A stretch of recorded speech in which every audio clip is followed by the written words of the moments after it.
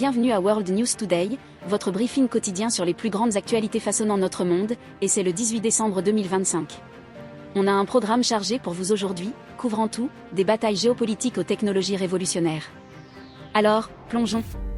Premièrement, un pari financier colossal s'annonce alors que les dirigeants de l'Union européenne sont confrontés à un prêt de 90 milliards d'euros à l'Ukraine, financé par des actifs russes gelés via Euroclear.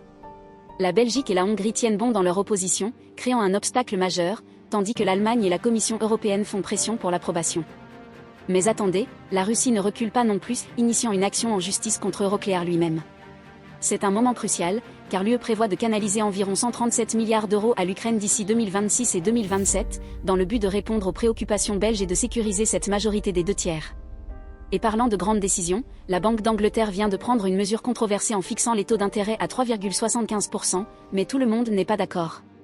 C'était un vote de 5 contre 4, et il cite un chômage persistant et une croissance économique faible.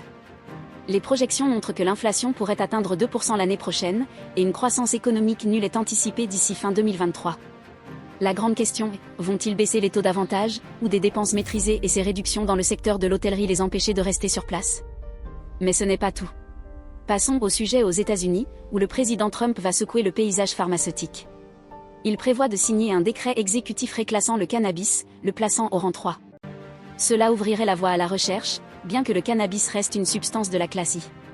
Cependant, les législateurs républicains soulèvent de sérieuses préoccupations, arguant que cela pourrait normaliser la substance, poser des risques pour la santé publique et avoir un impact négatif sur l'économie.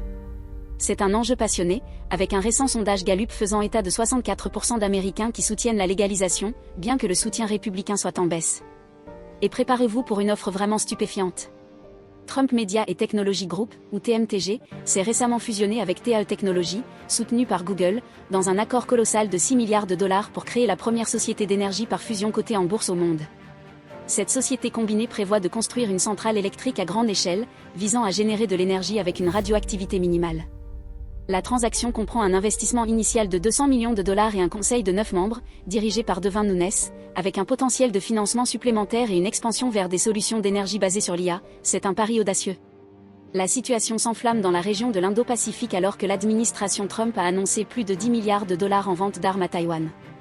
Il s'agit d'armes puissantes telles que les HIMARS, les ATACMS, les canons à longue portée, les drones, conçus pour renforcer la capacité de défense de Taïwan et dissuader tout conflit potentiel.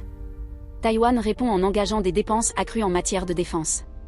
En parallèle, les efforts législatifs pour adopter le budget de la défense font face à l'opposition, ajoutant une couche de complexité à cette situation déjà tendue. Et enfin, regardons vers l'Est, où le Japon continue d'accroître sa présence à l'ONU. Au 31 décembre 2024, 979 ressortissants japonais travaillaient au sein des agences de l'ONU, ce qui se rapproche de l'objectif de 1000 fixé pour 2021. Cette mesure stratégique vise en grande partie à contrer l'influence et les critiques de la Chine, en particulier concernant l'Ouïghour et les rapports de l'ONU. C'est une manœuvre calculée, compte tenu du fait que le personnel chinois à l'ONU a atteint 1647 depuis 2009, avec 94 membres du conseil d'administration de niveau directeur entre 2009 et 2023. Voilà toutes les nouvelles que nous avons pour vous aujourd'hui. Merci d'avoir écouté World News Today, n'oubliez pas de consulter le podcast via le lien de description. Abonnez-vous et partagez vos réflexions dans les commentaires ci-dessous.